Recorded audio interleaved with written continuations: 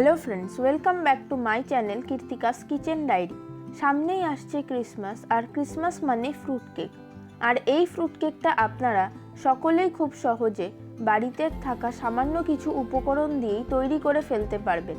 আর আমার এই ভিডিওটি ভালো লেগে থাকলে অবশ্যই লাইক, কমেন্ট ও শেয়ার করে আমার চ্যানেলটিকেও সাবস্ক্রাইব করে দেবেন। তাহলে চলুন দেখে নেওয়া যাক আমার আজকের এই রেসিপিটি। তো ফ্রুট কেক বানানোর জন্য এখানে আমি নিয়েছি কিছুটা পরিমাণে কিশমিশ, কাজু বাদাম নিয়েছি টুটি ফ্রুটি, চেরি, খেজুর যেটার বীজটা আমি ছাড়িয়ে নিয়েছি ড্রাই রোস্ট করে খোসা ছাড়িয়ে নেওয়া চিনে বাদাম, মোরব্বা নিয়েছি এবং নিয়েছি আমন্ড বাদাম। এগুলোকে আমি সাইডে রেখে দেব এবং এর আগে কেকের ব্যাটারটা তৈরি করে নেব। তো তার জন্য একটা বড় বাটি নিয়ে ওর উপরে একটা ছাঁকনি রেখে দিয়ে দেব ছোট বাটির 1.5 বাটি পরিমাণে ময়দা, দেব 1 চা চামচ পরিমাণে বেকিং পাউডার, আর দিয়ে দেব জাস্ট 1 পিঞ্চ মতো খাওয়ার সোডা বা বেকিং সোডা। এবারে বেকিং সোডা, বেকিং পাউডার এবং এই ময়দাটাকে একসাথে মিশিয়ে তারপর এটাকে চেলে নিতে হবে।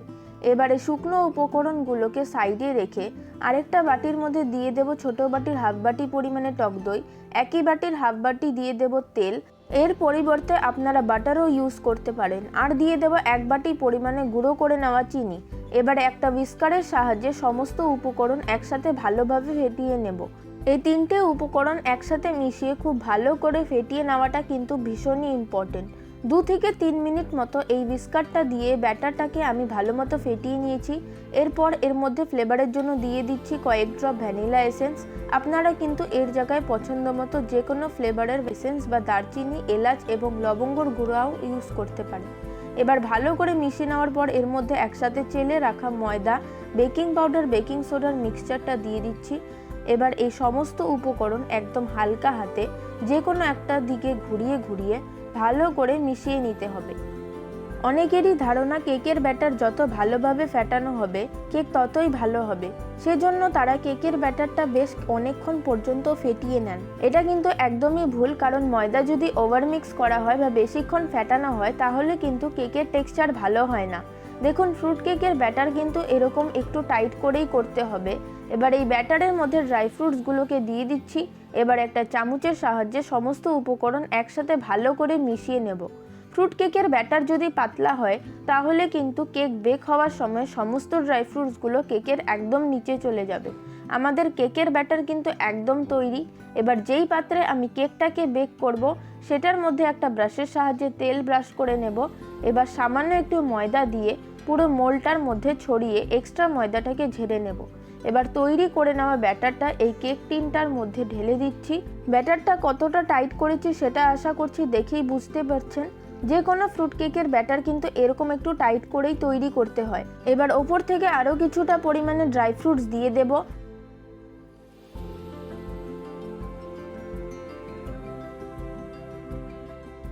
তারপর একটা চামচের সাহায্যে একটু চেপে দিচ্ছি। আমাদের কেকের ব্যাটার এখানে একদম রেডি বেক হতে যাওয়ার জন্য।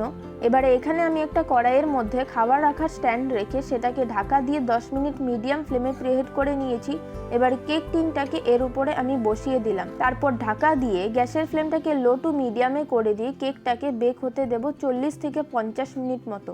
তবে আমি এখানে 50 মিনিট বললাম বলে 50 মিনিটই লাগবে তা কিন্তু নয়। এখানে টাইমটা ডিফার করতে পারে, আপনাদের টাইম বেশিও লাগতে পারে আবার কমও লাগতে পারে। প্রায় 50 মিনিট পর ঢাকা খুলে কেকটাকে এবারে আমি চেক করে নেব। দেখুন কেকটা কি সুন্দর ফুলেছে আর কেকের কালারটাও কি সুন্দর এসেছে। একটা টুথপিক দিয়ে দেখে নিতে হবে, যদি দেখেন টুথপিকের গায়ে কেকের ব্যাটার লেগে রয়েছে বা ভিজে কিছু লেগে রয়েছে তাহলে বুঝতে হবে কেকটা আরও কিছুক্ষণ বেক করতে হবে। আমার কেকটা একদম রেডি হয়ে গিয়েছে। এবারে কেকটাকে বের করে পুরোপুরিভাবে ঠান্ডা করে নেব। তারপর কেকটা ঠান্ডা হয়ে যাওয়ার পর এবারে কেকটাকে কেক মোল্ড থেকে বের করার জন্য প্রথমে একটা ছুরি দিয়ে এটাকে স্ক্র্যাচ করে নেব।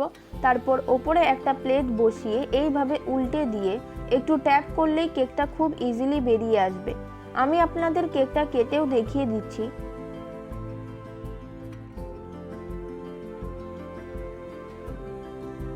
দেখুন কেকটা কতটা পারফেক্ট হয়েছে আর একদম ড্রাই ফ্রুটে ঠাসা।